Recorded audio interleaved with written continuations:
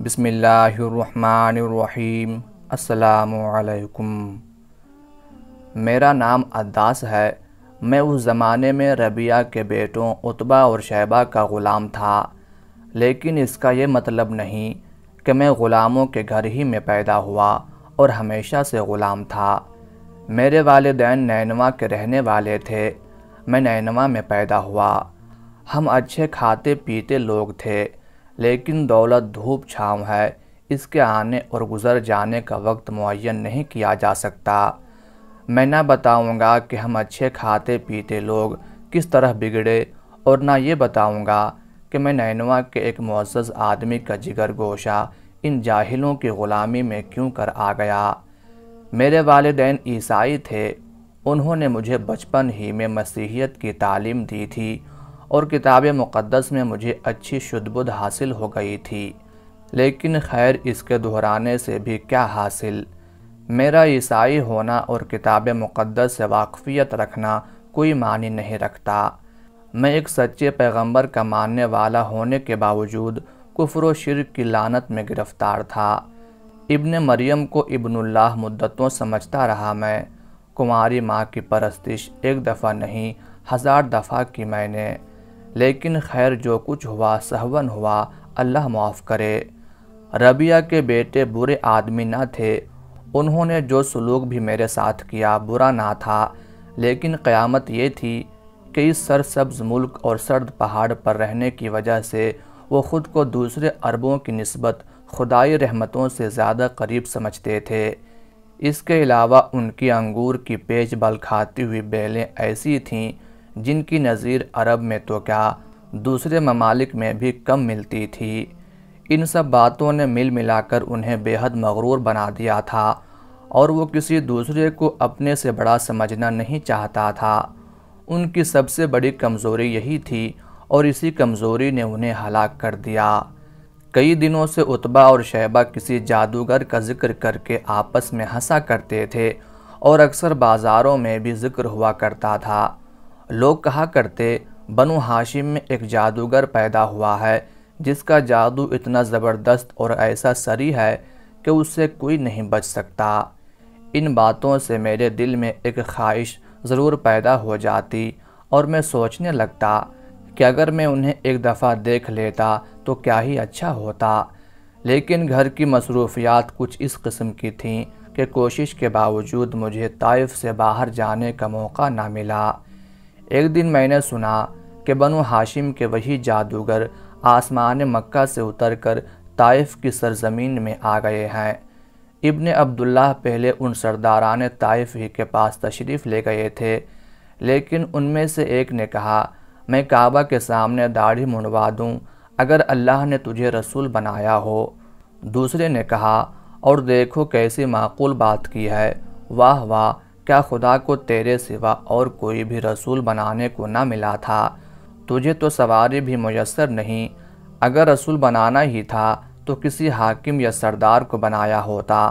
اور تیسرے نے کہا میں تجھ سے بات ہی نہیں کرنے کا، کیونکہ اگر تو جیسا کہتا ہے واقعی خدا کا رسول ہی ہے، تب تو یہ بڑی خطرناک بات ہے کہ میں تیرے کلام کو رد کر دوں، اور اگر تو خدا پر جھوٹ بولتا ہے تو یہ میری شان کے خلاف ہے کہ تجھ سے کلام بھی کیا جائے۔ یہ سب سن کر مجھے یوحنا نبی کی وہ مقدس پیشگوئی یاد آ گئی جس میں انہوں نے فرمایا ہے، اور یوحنا کی یہ گواہی ہے کہ جب یہودیوں نے یروشلم سے کاہن لیوی یہ پوچھنے کے لیے بھیجے کہ تو کون ہے، تو اس نے اقرار کیا اور انکار نہ کیا، بلکہ اقرار کیا کہ میں تو مسیح نہیں ہوں۔ انہوں نے اس سے پوچھا پھر کون ہے؟ کیا تو ایلیا ہے؟ اس نے کہا میں نہیں ہوں۔ کیا تو وہ نبی ہے؟ جواب دیا کہ نہیں۔ یہ پیشین گوئی یاد آتے ہی میرے رونگٹے کھڑے ہو گئے۔ الیاس آ چکے تھے، یسوع ظہور فرما چکے تھے، اب تیسرا وہ نبی آنے کو تھا۔ وہ نبی، کیا بنو ہاشم کی یہ شخصیت وہ نبی تو نہیں؟ میں نے ایک شخص سے پوچھا کہ کیا وہ اکیلے ہی تشریف لائے ہیں؟ اس نے کہا اکیلے نہیں، ان کے ساتھ ایک اور شخص بھی ہے۔ میرا دل بیتاب سا ہو گیا، اور میرا ضمیر پکار پکار کر مجھے کہنے لگا عداس، جس غلامی کو تو لعنت سمجھتا تھا وہ لعنت نہیں تھا، قضا و قدر نے تجھے سیدھے اور سچے راستے پر ڈالنا تھا۔ تو خوش نصیب ہے عداس کہ تو اس زمانے میں پیدا ہوا جب نبی آخر الزماں کو مبعوث ہونا تھا، اور تیری قسمت میں لکھا تھا کہ تو اس ہستی کو اپنی آنکھوں سے دیکھے جس کا دیدار کرنے کے لیے تیرے آباء و اجداد بے چین رہے۔ کیا اب بھی تو اسے نہ دیکھے گا؟ میں نے وہ نبی کے دیدار سے اپنے دل کی پیاس بجھانے کا پکا ارادہ کر لیا۔ میں بازار سے سیدھا گھر گیا اور جلدی جلدی کام ختم کرنے لگا۔ یکایک باہر سے بے شمار آوازیں سنائی دینے لگیں، اتنا شور، اتنا غوغا کہ کان پڑی آواز سنائی نہ دیتی تھی۔ میں محض تجسس کے زیر اثر اٹھ کر دروازے تک گیا اور میں نے دیکھا کہ طائف کے بچے ہاتھوں میں پتھر لیے ایک شخص کے پیچھے بھاگ رہے ہیں۔ ان وحشی بچوں کو اکسانے والے عبد اللیل، مسعود اور حبیب تینوں بھائی ان کے ساتھ تھے اور چلا چلا کر کہہ رہے تھے، شاباش، مارو پتھر۔ بازار کے اوباش لڑکے کھڑے ہنس رہے تھے، گالیاں بک رہے تھے، تالیاں پیٹ رہے تھے، شور مچا رہے تھے، اور وہ ان وحشیوں کے گروہ میں گھرے ہوئے تھے۔ ان پر چاروں طرف سے پتھر برس رہے تھے۔ ان پتھروں کو روکتے روکتے ان کے ہاتھ زخمی ہو گئے تھے۔ اس مبارک پیشانی سے جس کی ہر سلوٹ میں دنیاوی اور روحانی جلال کے خزینے پوشیدہ تھے، خون کے فوارے ابل رہے تھے۔ وہ مبارک قدم جو عرش کی زینت تھے، لہو لہان ہو رہے تھے۔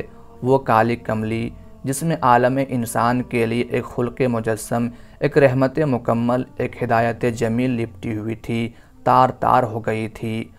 میں کھڑا دیکھتا رہا اور وہ پتھر برساتے رہے، گالیاں بکتے رہے، تالیاں پیٹتے رہے۔ اتنا شور مچایا ان تاریک جنگلیوں نے کہ اللہ کے سچے نبی مجبور ہو کر دیوار کے سہارے لڑکھڑاتے ہوئے ہمارے دروازے کی طرف بڑھے، اور پھر دفعتاً میری حیران آنکھوں نے دیکھا کہ ہمارے دروازے پر اس آفتاب رسالت نے طلوع کیا۔ وہ لڑکھڑاتے ہوئے اندر آئے اور نقاہت کی شدت سے زمین پر بیٹھ گئے۔ میں لپک کر انگور کی ٹہنیوں کے پیچھے چھپ گیا اور دیکھنے لگا۔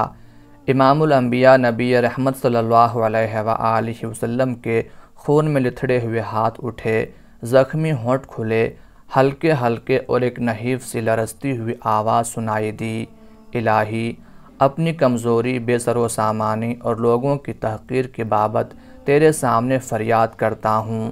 تو سب رحم کرنے والوں سے زیادہ رحم کرنے والا ہے، عاجزوں کا مالک تو ہی ہے، مجھے کس کے سپرد کیا جاتا ہے؟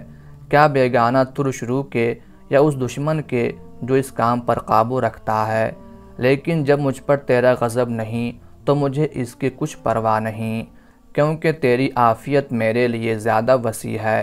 میں تیری ذات کے نور سے پناہ چاہتا ہوں جس سے سب تاریکیاں روشن ہو جاتی ہیں اور دنیا و دین کے کام اس سے ٹھیک ہو جاتے ہیں کہ تیرا غضب مجھ پر اترے یا تیری رضامندی مجھ پر وارد ہو جائے۔ مجھے تیری ہی رضامندی اور خوشی درکار ہے، اور نیکی کرنے یا بدی سے بچنے کی طاقت مجھے تیری ہی طرف سے ملتی ہے۔ یہ الفاظ نہ تھے، ان کی ساری زندگی تھی جن کو انہوں نے دہرایا۔ پہلے بھی بہت سے پیغمبر آئے، نبی اترے، ان کی قوم نے ان پر ظلم و ستم کے پہاڑ الٹ دیے، لیکن ان میں سے کوئی بھی اپنی قوم کو بددعا دینے سے احتراز نہ کر سکے۔ لیکن اللہ کے برگزیدہ نبی حضرت محمد صلی اللہ علیہ وآلہ وسلم ہیں، جن کے جسم سے خون نکل رہا تھا، جن کی نقاہت ان کا اپنا جسم اٹھانے کے قابل نہ تھی، لیکن ان کی زبان سے دعا نکلتی ہے، بددعا نہیں۔ میں نے یہ سنا اور کانپ اٹھا، کیا اب بھی کوئی وحشی یہ کہنے کی جرت کر سکتا تھا کہ محمد صلی اللہ علیہ وآلہ وسلم سچے نہیں؟ اگر وہ سچے نہیں تو انہیں کیا ضرورت تھی اتنی تکلیفیں اٹھانے کی؟ اگر فی الواقعہ خدائے برتر و اعلیٰ ان سے کلام نہیں فرماتا تھا تو پھر کیا وجہ تھی کہ خواہ مخواہ ایک وحشی قوم کی طوفانی مخالفت کو اپنے سر لیں؟ کوئی وجہ نہ تھی۔ میرے دل نے پکار کر کہا، وہ سچے ہیں، ان ایسا سچا کوئی پیدا نہیں ہوا۔ اب میں بالکل تیار تھا، دیر صرف اتنی تھی کہ میں انگور کی آڑ سے نکلوں اور قدموں پر گر پڑوں کہ دفعتاً میں نے دیکھا میرے دونوں آقا دور کھڑے دیکھ رہے تھے۔ عتبہ بھی تھا اور شیبہ بھی۔ ان کے سامنے میں کچھ نہ کر سکا۔ میرے ارادے، میری قوتیں شل ہو کے رہ گئیں، اور میں نے کیا بھی تو یہ کہ چپکے دبا دبا کر قدم رکھتا ہوا دوسری طرف سے نکل گیا۔ غلامانہ ذہنیت ضمیر کو کچل دینے کی کتنی طاقت رکھتی ہے، یہ میں نے اسی دن جانا تھا۔ عتبہ نے مجھے دیکھ لیا اور پکار کر بولا، عداس ادھر آؤ، اور مجھے ایسا معلوم ہوا کہ میرے سر پر بجلی گر پڑی ہے۔ میں نے سوچا کہ انہوں نے کسی غیر فطری طریقے سے میرا معافی ضمیر سمجھ لیا ہے اور اب میری خیر نہیں، اس لیے میں ڈرتا کانپتا ان کی طرف چلا اور سامنے جا کر سر جھکائے کھڑا ہو گیا۔ ایک تشت میں کچھ تازہ انگور لے جا کر اس مسافر کو دے آؤ، اس نے ہماری پناہ لی ہے۔ میرا دل خوشی سے ناچنے لگا۔ یہ موقع۔ میں نے جلدی خوب پکے انگور لیے، انہیں دھو کر صاف کیا اور ایک تشت میں رکھ کر شاہ کون و مکان کی خدمت میں نظر کرنے کے لیے بڑھا۔ اس وقت میرا کیا حال تھا میں نہیں جانتا۔ مجھے ایسا محسوس ہو رہا تھا کہ میں تاروں کی بستی میں جا رہا ہوں۔ میں بلندی کی طرف جانے والے اس راستے پر چلتا گیا۔ میرے قدم تیز ہوتے گئے اور تیز، یہاں تک کہ میں نے دیکھا کہ وہ لیٹے تھے۔ شاہ عرب و عجم ایک پھٹی ہوئی کملی میں لپٹے پڑے تھے۔ ان کی پیشانی سے خون بہہ کر باغ کی زمین میں جذب ہو رہا تھا۔ میرے ہاتھ میں انگوروں سے بھری ہوئی تشتری تھی۔ میرا دل نور سے معمور ہو رہا تھا اور میں دو زانو ہو کر اس ذات ستودہ صفات کے قریب بیٹھ گیا۔ میں بہت کچھ کہنا چاہتا تھا لیکن میرے ہونٹ ہلنے کا نام نہ لیتے تھے۔ میں نے چپکے سے انگوروں کا تشت سامنے رکھ دیا۔ امام الانبیاء سرور کونین صلی اللہ علیہ وآلہ وسلم نے میری طرف دیکھا۔ آہ وہ نظریں، کتنا جلال تھا ان آنکھوں میں، نور کا کتنا عظیم سیلاب تھا ان خون میں گھری ہوئی آنکھوں میں۔ ان زخمی ہونٹوں پر ایک خفیف سی مسکراہٹ تھرائی۔ وہ اٹھ کر بیٹھ گئے اور خون میں تربتر کانپتے ہوئے ہاتھوں سے انگوروں کو چھوا اور ان ہونٹوں نے آہستہ سے کہا، بسم اللہ۔ میں اس نور مجسم کی طرف تکتا رہا گمسم، مجھے اپنا ہوش نہ تھا۔ چند لمحوں کے بعد میں نے محض بات چھیڑنے کی غرض سے کہا، یہ کلام ایسا ہے جو یہاں کے باشندے نہیں بولا کرتے۔ نبی رحمت صلی اللہ علیہ وآلہ وسلم نے میری طرف مسکرا کر دیکھا اور پوچھا، تم کہاں کے رہنے والے ہو اور تمہارا مذہب کون سا ہے؟ میں نے بصد ادب عرض کی، میں عیسیٰ روح اللہ کا پیرو اور نینوا کا باشندہ ہوں۔ نبی کریم صلی اللہ علیہ وآلہ وسلم نے ارشاد کیا، اچھا تو تم مرد صالح یونس بن متی کے شہر کے باشندے ہو۔ اس سے بڑھ کر نبی آخر الزماں صلی اللہ علیہ وآلہ وسلم کی سچائی کا اور کیا ثبوت ہو سکتا تھا؟ ہر وہ راز جن کو ایک نبی کے سوا اور کوئی نہیں جان سکتا آپ پر روشن تھے، لیکن میں نے محض تجسس کی بنا پر پوچھا، آپ کو کیا خبر ہے یونس بن متی کون تھے اور کیسے تھے؟ اور معلوم ہے ابر کرم نے کیا جواب دیا ہے؟ انہوں نے فرمایا، وہ میرا بھائی ہے، وہ بھی نبی تھا، میں بھی نبی ہوں۔ اب مجھ میں صبر کی تاب نہ رہی، کسی غیر مرئی ہاتھ نے میرا سر پکڑ کر جھکا دیا اور میں بارگاہ نبوت میں جھک پڑا۔